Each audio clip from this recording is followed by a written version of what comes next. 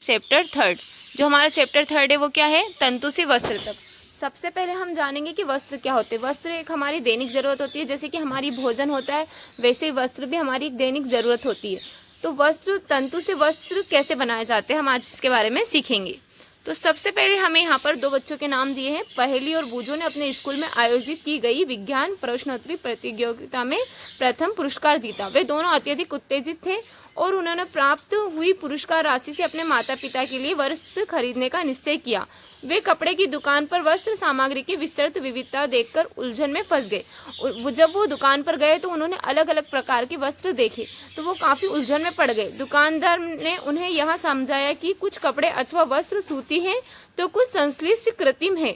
उसके पास ऊनी मफलर तथा शाल भी थे। दुकान में बहुत सी रेशमी साड़ियाँ भी थी। पहेली तथा बूझो अत्यधिक उत्तेजित दिखाई दे रहे थे। उन्होंने इन विभिन्न कपड़ों को स्पर्श किया और उनके बारे में जानकारी प्राप्त की। उन्होंने एक ऊनी मफलर तथा एक सूती साड़ी खरीदी। कपड़े की दुकान का भ्रमण करने के पश्चात पहेली और बूझो ने अपने आसपास के विभिन्न प्रकार के वस्त्रों को ध्यान से देखना आरंभ किया। उन्होंने यह देखा कि बेडशीट, बिस्तर पर बिछाने की चादर,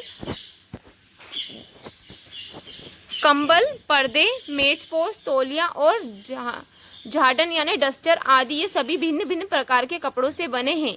यहाँ तक कि उनके अपने बस्ते तथा बोरे भी किसी प्रकार के वस्त्र से बने हैं। उन्होंने इन सभी वस्त्रों की पहचान सूती, ऊनी, रेशमी अथवा संश्लिष्ट कृत्रिम के रूप में की। क्या आप भी इन सभी वस्त्रों से कुछ पहचान कर सकते हैं? जैसे कि यहाँ पर पहेली और बूझो जब शॉप पर गए, जब उन्होंने दुकान पर देखा तो उन्हें यहाँ कई प्रकार के कपड़े दिखाई दिए। अलग अलग वस्त्र देख करके वो काफ़ी आश्चर्यचकित हो गए कि कैसे कपड़े। जब दुकानदार ने उन्हें बताया कि कहीं रेशमी भी है, कहीं सूती भी है और कहीं ऊनी भी है, तब जाकर के उन्हें समझ में आया कि अलग अलग कपड़े के जो रहते हैं वस्त्र में भी बहुत सारी विविधताएँ होती है। तो हम यहाँ पर वस्त्रों की विविधता का क्रियाकलाप फर्स्ट देखेंगे। अपने पास के किसी दर्जी की दुकान का भ्रमण कीजिए। सिलाई के बाद बचे कपड़े की कतरन एकत्र कीजिए। कपड़े की प्रत्येक कतरन को स्पर्श करके उसके स्पर्श का अनुभव कीजिए। दर्जी की सहायता से उससे पूछकर कुछ कपड़ों पर सूती, रेशमी, ऊनी, संश्लिष्ट के लेबल लगाने का प्रयास कीजिए। कुछ कपड़े की जो हमारे कतरन लेकर के हम उसमें से पता लगा सकते हैं कि कौन से ऊनी है, कौन से रेशमी और कौन से सूती और कौन से संश्लिष्ट कृत्रिम के कपड़े हैं। क्या आप यह जानना चाहते हैं कि ये विभिन्न कपड़े किस प्रकार के बनते हैं? जब आप किसी कपड़े का अवलोकन करते हैं तो वह एक सतत टुकड़ा प्रतीत होता है। अब इसे ध्यान से देखिए।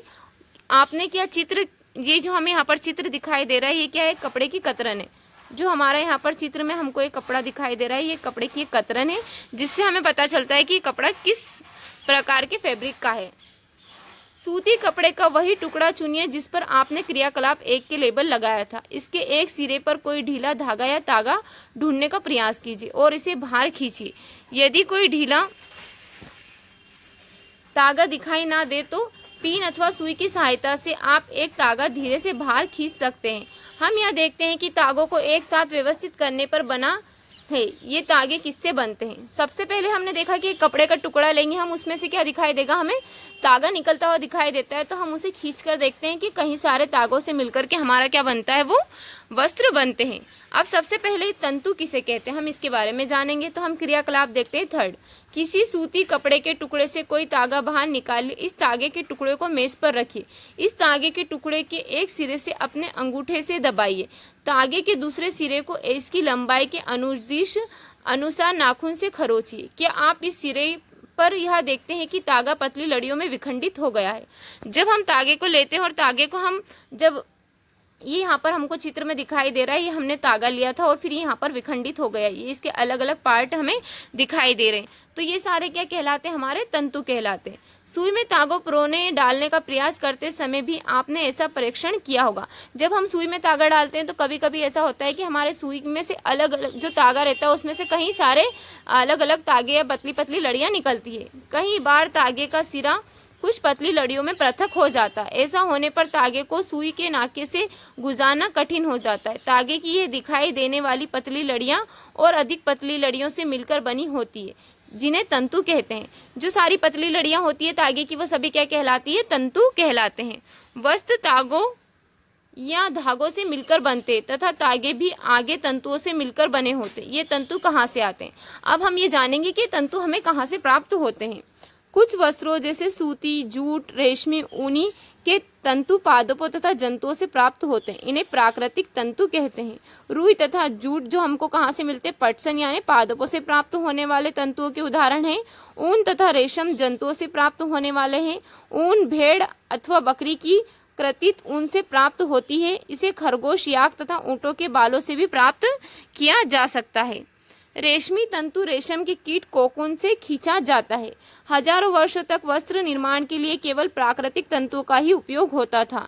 पिछले लगभग 100 वर्षों से ऐसे रासायनिक पदार्थों जिनका स्रोत पादप अथवा जंतु नहीं है से तंतुओं का निर्माण किया जा रहा है। इन्हें संश्लिष्ट तंतु कहते हैं। पॉलिस्टर, नायलॉन और एक्रिलिक संश्लिष्ट तंतुओं के कुछ उदाहरण, जैसे कि हम देखते हैं, हम नायलॉन वगैरह की चटाई वगैरह देखते हैं, तो ये पहले क्या था कि पहले सारे कैसे होते थे? प्राकृतिक तंतु होते थे, लेकिन आजकल क्या होता है? संश्लिष्ट तंतुओं का भी उपयोग किया जाने लगा है, जैसे कि पॉलिस्टर, नायलॉन वगैरह का। अब हम आगे देखते हैं यहाँ पर कुछ पादप पादप तंतुओं के बारे में देखते हैं हम। पादप तंतुओं में क्या है? रुई। क्या आपने कभी तेल के लेपों के लिए बत्तियां बनाई हैं? इन बत्तियों को बनाने के लिए आप उपयोग में लाते हैं। इस रुई का उपयोग गद्दों, रजाई अथवा तकियों में भी किया जाता है। जब हम देखते हैं कि रुई जो हमारी रहती है, हम उसका उपयोग काय में करते हैं? तकिया भरने के लिए, रजाई के लिए, या हमारा जो गद्दा होता है उसके लिए, यहाँ तक कि जो हम दीपक लगाते हैं उसमें बत्तियों के लिए भी इसका उपयोग करते हैं। कुछ रुई लीजिए, इसे खींचकर पृथक कीजिए और इसके किनारों को ध्यान से देखिए। आपने क्या परीक्षण किया? ये छोटी पतली लड़ियां जिन्हें आप देख रहे हैं कपास तंतु से बनी होती है। जो हमारा कपास का तंतु होता है उससे बनी होती है। रुई कहाँ से आती है? इसे खेतों में उगाया जाता है। साधारणतः कपास के पौधे वहाँ उगाए जाते हैं जहाँ की मृदा काली और जलवायु उष्ण होती है। क्या आप ऐसे कुछ राज्यों के नाम बता सकते हैं जहाँ हमारे देश में कपास की कृषि की जाती है? कपास पादप के फल कपास गोलक लगभग नींबू की माप के होते हैं। ये हमको यहाँ पर दिखाई दे रहा है कपास के, यहाँ पर ये जो गोले दिखाई दे रहे हैं ये क्या है? कपास गोलक है। पूर्ण परिपक्व होने वाले बीज टूटकर खुल जाते हैं तथा अब कपास तंतुओं से ढके बिनोले कपास बीज को देखा जा सकता है। क्या आपने ऐसा कपास देखा है जो कपास चुने जाने के कारण तैयार हो चुका हो? इस समय खेत कपास के प्रफुल्लों रवि और इतना श्वेत हो जाता है जैसे हिम से ढका हो। जब हम देखते हैं खेत को तो कैसा लगता है हमको कि जैसे कि वो हिम से ढका है। यहाँ पर कपास पादप का खेत दिखाई दे रहा है हमको। यहाँ पर ये सब क्या दिखाई दे रहा है? ये सब क्या है? कपास के जो फल थे जो हमने देखा था, एक कपास गोलक, उनसे क्या निकल रही है? अब कपास निकलता हुआ दिखाई दे रहा है। साधारणतः इन कपास बोलों से कपास को हस्त चयन द्वारा अलग किया जाता है। इसके पश्चात कपास से बीजों को कंकतन द्वारा पृथक किया जाता है। इस प्रक्रिया को कपास ओटना कहते हैं। जब कपास के बोलों से जब हम कपास को अलग करते हैं तो उसे क्या कहते हैं? कपास ओटना कहते हैं। पारंपरिक ढंग से कपास हाथों से ओटी जाती है। आजकल कपास ओटने के लिए मशीनों का उपयोग भी किया जाता है। ये यहाँ पर देखो कपास को ओट रहे हैं। यहाँ पर ये हस्त विधि द्वारा किया जा रहा है, यानी हाथों से कपास को ओटा जा रहा है और कपास के जो गोलक है उनसे कपास को अलग किया जा रहा है, मतलब रुई को अलग किया जा रहा है। अब हम यहाँ पर जानेंगे जूट और पटसन। पटसन तंतु को पटसन पादप के तने से प्राप्त किया जाता है। भारत में इसकी खेती वर्षा ऋतु में की जाती है। भारत में पटसन को प्रमुख रूप से पश्चिम बंगाल, बिहार तथा असम में उगाया जाता है। सामान्यतः पटसन पादप फसल को पुष्पन अवस्था में काटते हैं। फसल कटाई के पश्चात पादपों के तनों को कुछ दिनों तक जल में डुबोकर रखते हैं। ऐसा करने पर तने गल जाते हैं और इन्हें पटसन तंतुओं से हाथों द्वारा पृथक कर दिया जाता है। वस्त्र बनाने से पहले इन सभी तंतुओं को धागों में परिवर्तित कर लिया जाता है। ऐसा कैसे किया जाता है? अब हम देखते हैं यहाँ पर हमको क्या दिखाई दे रहा है। ये हमारा पटसन का पादप दिखाई दे रहा है हमको। ये यहाँ पर रुई से तागा बनाने की विधि बताइए कि रुई से तागा कैसे बनाया जाता है। सूती तागे की कताई। आप स्वयं सूती तागा बनाने का प्रयास कर सकते हैं। एक हाथ में कुछ रुई पकड़िए, दूसरे हाथ के अंगूठे तथा तर्जनी के बीच कुछ रुई की चुटकी भरिए और इसे धीरे धीरे रुई से बाहर और खींचिए तथा रेशों को लगातार ऐंठते रहिए। क्या आप तागा बना सकते हैं? रेशों से तागा बनाने की प्रक्रिया को कताई कहते हैं। इस प्रक्रिया में रुई के एक पुंज से रेशों को खींचकर ऐंठते हैं। ऐसा करने से रेशे पास पास आ जाते हैं और तागा बन जाता है। कताई के लिए एक सरल युक्ति हस्त तकवा का उपयोग किया जाता है, जिसे तकली कहते हैं। इसे तागा कहा जाता है। तागा कताई के लिए एक सरल युक्ति हस्त तकवा का उपयोग किया जाता है, जिसे तकली कहते हैं। हाथ से प्रचलित कताई में उपयोग होने वाली एक अन्य युक्ति है जिसे हम क्या कहते हैं, चरखा कहा जाता है। चरखे का उपयोग को राष्ट्रपिता महात्मा गांधी ने स्वतंत्रता आंदोलन के एक पक्ष के रूप में लोकप्रियता प्रदान की थी। जब हम देखते हैं कि हमारा जब स्वतंत्रता आंदोलन चल रहा था तो उस समय हमारे गांधी जी ने चरखे को काफ़ी लोकप्रिय बनाया था। उन्होंने लोगों को हाथ कते तागों से बुने वस्त्रों को पहनने तथा ब्रिटेन की मिलों से बने आयातित कपड़ों को बहिष्कार करने के लिए प्रोत्साहित किया था। अब हम यहाँ पर देखते हैं ये हमारा चरखा है, चरखा दिखाई दे रहा है आप लोगों को सभी को। वृहत पैमाने पर तागों की कताई का कार्य कताई मशीनों की सहायता से किया जाता है। कताई के पश्चात तागों का उपयोग वस्त्र बनाने में किया जाता है। तागे से वस्त्र तक। अब हम जानेंगे कि तागे से वस्त्र कैसे बनाया जाता है। तागे से वस्त्र बनाने की कई विधियां हैं। इनमें दो प्रमुख विधियां हैं, बुनाई तथा बंधाई। सबसे पहले हम देखेंगे बुनाई। बुनाई क्या होती है? क्रियाकलाप 2 में आपने यह ध्यान दिया होगा कि वस्त्र तागों के 2 सेटों जिन्हें एक साथ व्यवस्थित किया जाता है से मिलकर बनते हैं। तागों के 2 सेटों को आपस में व्यवस्थित करके वस्त्र बनाने की प्रक्रिया को बुनाई या वीविंग कहते हैं। आइए कागज की कुछ पट्टियों को बुनने का प्रयास करते हैं। अब हम यहाँ पर क्रियाकलाप 5 करके देखते हैं। भिन्न रंगों के 2 कागज की शीट लीजिए। दोनों में से 30 सेंटीमीटर लंबाई 30 सेंटीमीटर चौड़ाई की वर्गाकार शीट काटिए। अब इन दोनों सीटों को आधा मोड़िए। एक सीट पर चित्र जो हमको यहाँ पर दिखाई दे रहा है रेखाएं खींचिए। दूसरी शीट पर भी दिखाए अनुसार रेखाएं खींचिए। दोनों सीटों को किसी खींची गई रेखाओं के अनुदिश काटिए और फिर सीटों को मोड़ों को खोलकर इन्हें फैला लीजिए। एक शीट की पट्टियों को एक दूसरे की शीट के कटावों में से चित्र जो हमें सी में दिखाई दे रहा है अनुसार बुनिए। में पट्टियों में बुनने की पश्चात नमूना दिखाया गया। इसी ढंग से तागों के 2 शीटों को बुनकर वस्त्र बुने जाते हैं। तागे वास्तव में कागज की पट्टियों की तुलना में बहुत पतले होते हैं। वस्त्रों की बुनाई करघों पर की जाती है। करघे यहाँ तो हस्त प्रचलित होते हैं अथवा विद्युत प्रचलित। जैसे कि हमको यहाँ पर दिखाई दे रहा है, हमने 2 शीटें ली है बराबर लंबाई और चौड़ाई की। फिर उनको क्या किया, यहाँ पर कागज की पट्टियाँ बनाई और फिर उनको एक दूसरे के अंदर हमने यहाँ पर डाला। ऐसा आप देख सकते हैं कि हमें ऐसा कौन सा जो हमें यहाँ पर क्या दिखाई देता है, चटाई हमारी ऐसी ही होती है। तो हम यहाँ पर देखते हैं हथकरघा विधि द्वारा यहाँ पर क्या किया जा रहा है, वस्त्रों की बुनाई की जाती है। एक विशेष प्रकार की बुनाई। अब हम यहाँ पर जानेंगे कि एक विशेष प्रकार की बुनाई क्या होती है। क्या कभी आपने यह ध्यान से देखा है कि स्वेटर किस प्रकार बुने जाते हैं? इन्हीं बुनाई निटिंग में किसी एकल तागे का उपयोग किया वस्त्र के टुकड़े को बनाने में किया जाता है। क्या आपने कभी किसी फटे हुए मोजे के किसी तागे को खींचकर देखा है? जब आप ऐसा करते हैं तब क्या होता है, एकल तागा लगातार खींचता चला जाता है तथा वस्त्र उधड़ता जाता है। मोजे और बहुत सी अन्य पहनने की वस्तुएं जैसे कि हम देखते हैं स्वेटर वगैरह, इन सब में क्या होता है, तागे से बनी होती है और हम इन्हें वस्तुओं को बुनाई द्वारा बने वस्त्रों को बुनाई जाती है। इस प्रकार की बुनाई हाथों तथा मशीनों द्वारा भी की जाती है। जैसे कि हम हमारे घर पे देखते हैं, हमारी दादी नानी मम्मी वगैरह स्वेटर वगैरह को बुनते हैं तो वो क्या करते हैं, सिर्फ एक ही प्रकार के तागे का उपयोग करते हैं। तो यहाँ पर भी यही बताया गया है हमको। दोनों प्रकार की बुनाई का उपयोग विभिन्न वस्त्रों के निर्माण में किया जाता है। इन वस्त्रों का उपयोग पहनने विविध वस्तुओं को बनाने में होता है। वस्त्र की सामग्री का इतिहास। अब हम वस्त्र की सामग्री का इतिहास जानेंगे। क्या आपने कभी यह जानने का प्रयास किया है कि प्राचीन काल में लोग पहनने के लिए किस सामग्री का उपयोग करते थे?